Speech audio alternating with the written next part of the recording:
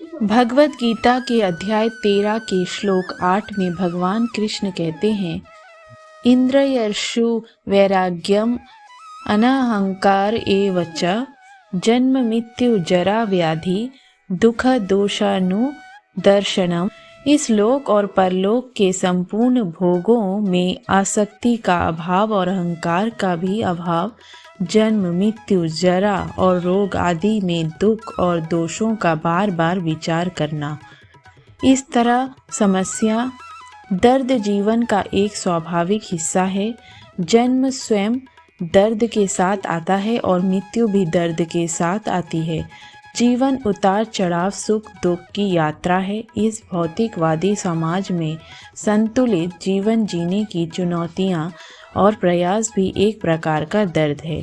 इससे बच नहीं सकते। दुख जीवन का एक अपरिहार्य हिस्सा है और हमें इससे निपटना चाहिए, लेकिन इससे निपटने से पहले दर्द की प्रकृति का समझना चाहिए। जीवन में कई तरह से दर्द का अनुभव कर सकते हैं, इसलिए बुद्धिमानी से इसका सामना करने के लिए पहले उस दर्द की पहचान करनी चाहिए जो अनुभव कर रहे हैं। आदि भौतिक पीड़ा वह पीड़ा है जो संसार के अन्य प्राणी हम पर थोपते हैं। सच्चा दोस्त धोखा दे रहा है या परिवार का सदस्य जब उनकी सबसे ज़्यादा ज़रूरत है आपके पास नहीं है। यहाँ तक कि बीमारी या जानवरों या कीटों द्वारा लाए गए रोग भी परेशान कर रहे हैं। ये सभी आदि भौतिक का हिस्सा है।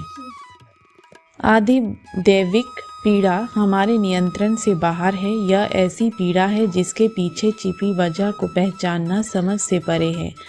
बाढ़ और तूफान जैसी प्राकृतिक आपदाएं दुनिया भर में लाखों लोगों को अतः पीड़ा पहुंचाती है। यह अधिदैविक पीड़ा है जिस पर हमारा कोई बस नहीं। आध्यात्मिक पीड़ा जीवन में पीड़ा का मुख्य कारण है। यह हमारी लाई हुई पीड़ा है। यह मन और शरीर के ठीक से काम न करने का परिणाम है। सकारात्मक सोच की कभी जीवन में असफलताओं और अक्षमताओं की ओर ले जाती है जो काफ़ी परेशान करने वाली हो सकती है। बहुत से लोगों में भरोसे, सहनशीलता और मनोवैज्ञानिक सहन शक्ति की कमी होती है क्योंकि उनमें शांति प्राप्त करने की प्रबल आध्यात्मिक इच्छा नहीं होती है। एक बार जब दर्द का कारण ढूंढ लेते हैं तो हम उसका समाधान ढूंढ सकते हैं। तीन कारणों में से कोई भी हो सकता है, लेकिन किसी भी प्रकार के दर्द से निपटने के लिए पहला कदम डिटैचमेंट है, यानी पीड़ा से अलग हटकर साक्षी भाव। अहंकार और सांसारिक आकांक्षाएं आध्यात्मिक दुख का प्राथमिक कारण है। किसी चीज़ को इतना चाहते हैं कि हर कीमत पर उसे पाना चाहते हैं। इसके लिए खुद को नुकसान पहुंचाने तक चले जाते हैं। तब भी ऐसी पीड़ा हो तो दुख से कहिए, इसे छोड़ो और आगे बढ़ो। इंद्रियों के विषयों के प्रति वैराग्य विकसित करना होगा। हर स्थिति में खुद को भावनात्मक रूप से शामिल ना होने दें।